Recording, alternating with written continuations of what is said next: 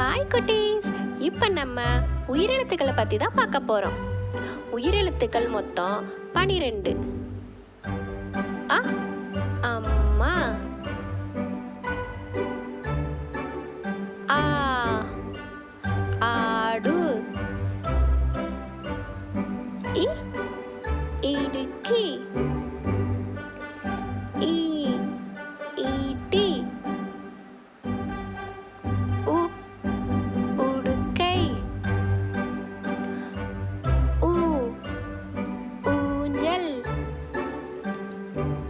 எ எருமை, ஏ ஏடு, ஐ ஐயம், ஓ ஒட்டகம், ஓ ஓவியம்,